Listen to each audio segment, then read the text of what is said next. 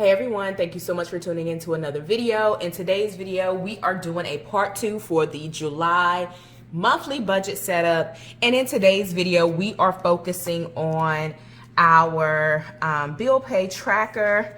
And we're also going to talk a little bit about the impacts of inflation that my family and I are experiencing. Similar to you, you've probably observed the rising gas prices, the rising food costs, and all of the things just going up in price. And it has greatly impacted our budget. So just a quick recap, you can watch the full video. I'll leave it linked in the description box where I'll walk through our credit card update because we have some financial woes that we are dealing with. And when I say woes, I do mean woes, but you can check out that video where I set up this spread. But for the focus of today, I am going to be setting up our bill pay tracker. If you already watched that last video, you know that last month was a runaway train, like literally a runaway train. And I attribute my struggle due to the fact that I did not set up a monthly budget spread. I tinkered around in our Excel spreadsheet, but that was not sufficient enough to manage the amount of financial activity our family has on a monthly basis. So today we're going to look at the bill pay tracker. We're also going to do a quick update or a budget, kind of analysis for our food costs. We're also going to do a quick budget analysis for gas. And then potentially, I'll touch briefly on our summer vacation plans for the month of July. We are going to Disney. I've done a few videos talking about our Disney vacation already. I'll leave those linked in the description box as well. If you're watching this video, this is a simple way that you can manage your finances. Is just by doing a bill pay tracker. And if you want to add an additional layer to it, you can also do kind of a monthly trends and tracker.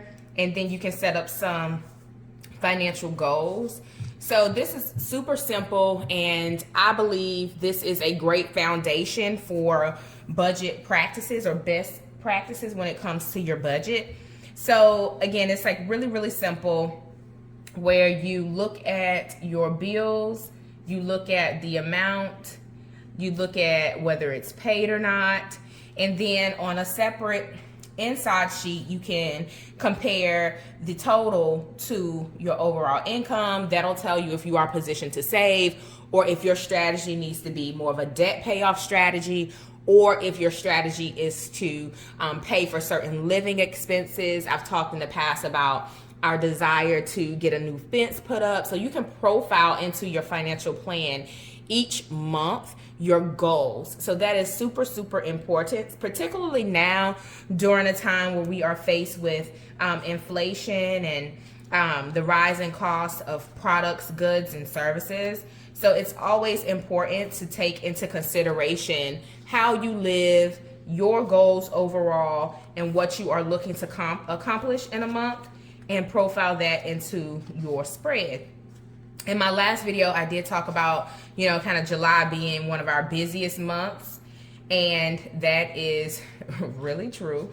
In my kind of catch-all planning video, I'll talk more about that as well. So as I'm writing down the items, and I'm just using the prior month as kind of a cheat sheet, I do go in order of largest to smallest, kind of. So the mortgage is our largest bill, but for the month of July, it is already paid. Again, if you watched my previous video, you know the whole dilemma and drama behind that.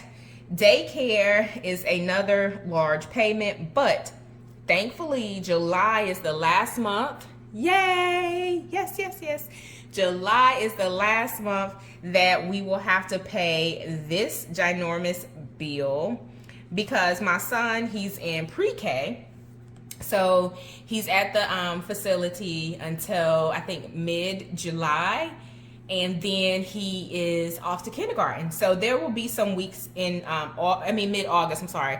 He's there the whole month of July. He's there a couple weeks in August, I believe the first week or two, maybe the first week in August, and then he is off to kindergarten. So you'll notice, if you stick with my Plan With Me videos, when we get into August and September and so forth, this expense goes away. It is $12.75. So I know for some areas, daycare, pre-K, and all of that school costs different, but for us and the school that we selected, that is the monthly bill. So just a long story short, this will turn into after school, and I will have to account for my girls because they're going back into a school building. So this will essentially get repurposed, about half of it, to after school bill. And I believe their after school care may be upwards of $700, six something. I'm not 100% sure, but I'll know that when September rolls around and we start profiling that into our landscape. So super excited, time to celebrate. If you are someone who's seen a large expense fall out of your financial landscape, leave me a comment. Let me know. Maybe you too have a child that is transitioning into a school from pre-K or daycare. Maybe you paid off your car. Let me know. Let's celebrate the bill payoff in the comments. All right, so I've set it up. I did, for the sake of lines, have to group some things like Microsoft and our Google bill. I think this one, I don't know, it might be quite a bit. We need to go through again and kind of post what we're using. We have Hulu and Disney Plus. We have a Microsoft account and a Google account. That's to give us some more storage. One of those is to get us some more storage on our phones. I think Microsoft is for something for our computers. We also have Audible, which I love Audible. I've been listening to a lot of audiobooks around like career, personal development, and things like that. So Audible will stay, but we'll reevaluate Hulu. And I think there's another one that's out there, and I think it's like Amazon Kids or something like that. So I'm gonna just flag it as extra, and we'll go through that. But this is how I set up our bill pay tracker. Then I'll just go through and like I said, add the amounts. Camp, I believe we have a vacation for a week. The girls will do a week camp at one place, then another week at the camp they were in let's work it out. So this is what I use the additional sheets for. So I don't go into the actual spreads for the weekly layout. I use this to do like different scenarios. So for example, what we're going to talk through today is camp, and usually I will do my estimation in these boxes. I'll ignore like the dates, and I'll just sit down and kind of think through what we have going on. So for example, in the month of July, this week they'll be at like a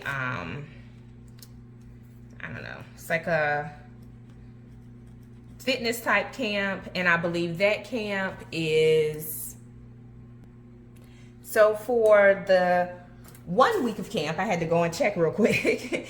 For the 1 week of camp, this will be 220 times 2.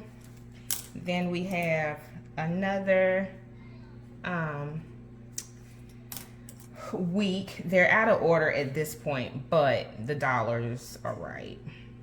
I think this one may have a sibling discount.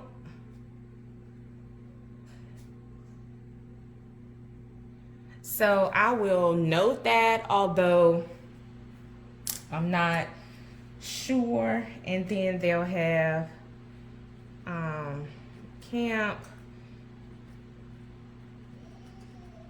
at the same school as their brother, and then we'll have a vacation week, which is nothing. This camp is the most expensive camp.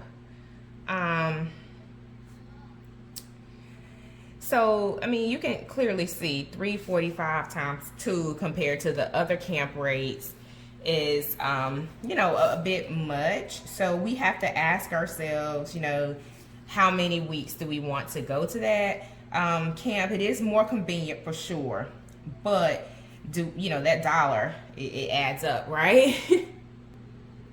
So this is the total of the camps for the month of July. And then if I just think through camp in general, as we are closing out June, because it's still June when I'm recording this, they will have a drop-in camp for 2 days, just so I can think through how many days of camp we actually need, and if we can go with the drop-in option for camp as opposed to doing the full weeks, because I do have to pay the $75 registration fee, I believe, per child.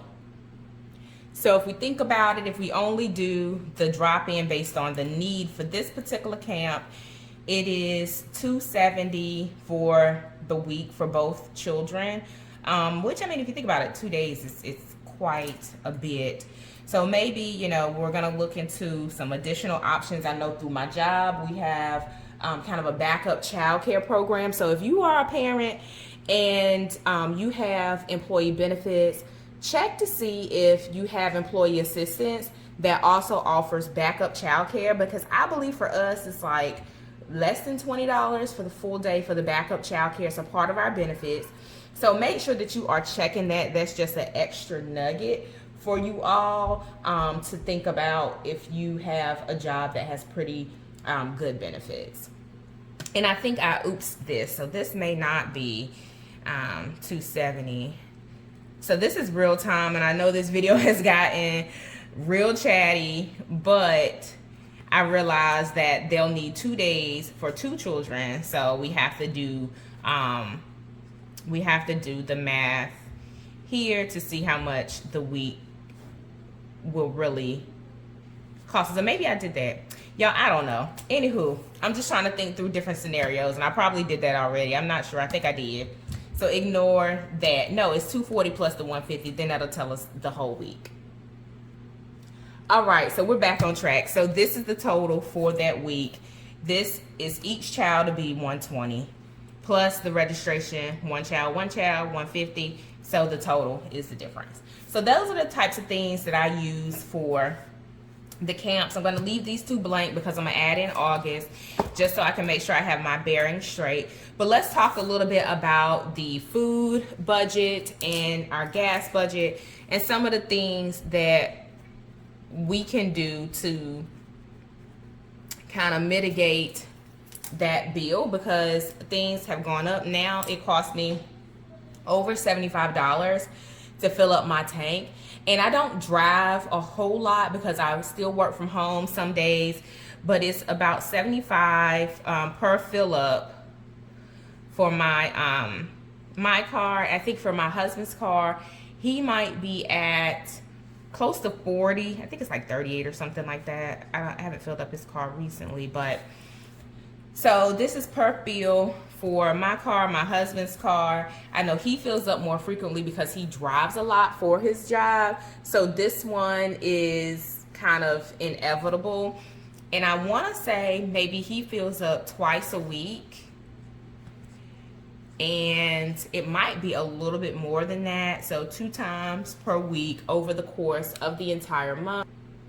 We also have to factor in, we have a week of vacation plan. So what's that? 2, 4, 6 plus another one as a buffer. So we'll just say maybe times 7 for him. For my car, I fill up, I want to say weekly. My car, it takes a lot to fill it up. I have a SUV. It's certainly fitting for a family of 5. So I fill up maybe once a week. Typically no more than that. It just depends. So we'll just say times 3 for me.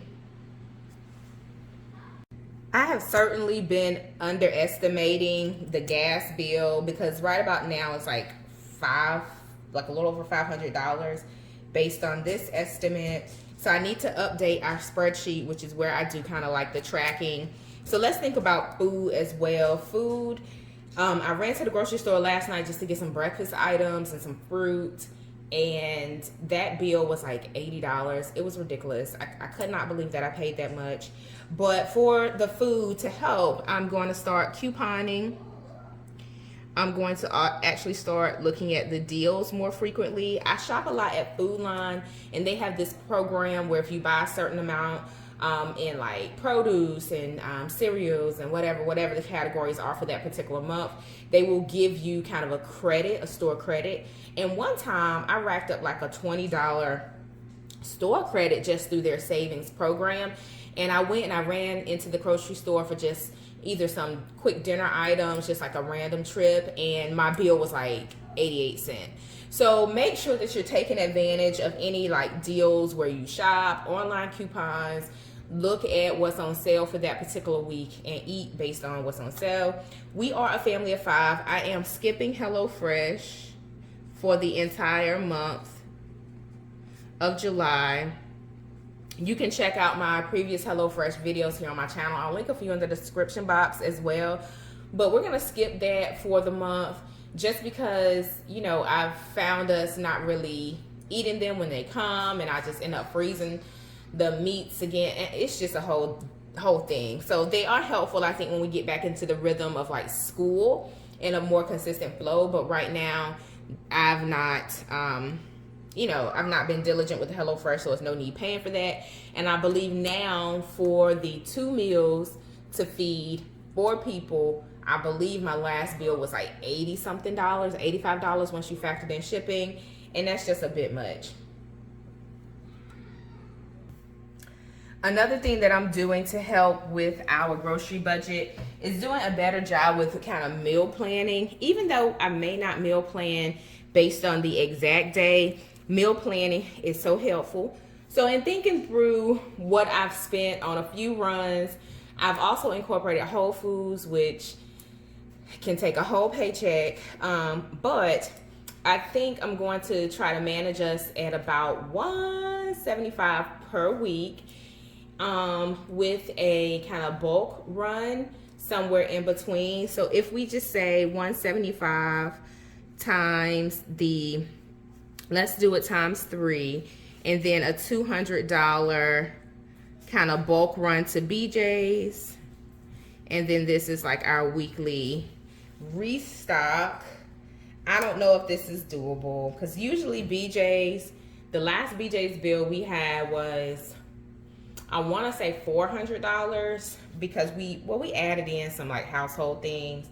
So we can try to manage at $200 and then the $175 per week for July. We're not going to be here 1 week. So it might very well be a little bit less than that because we do have vacation.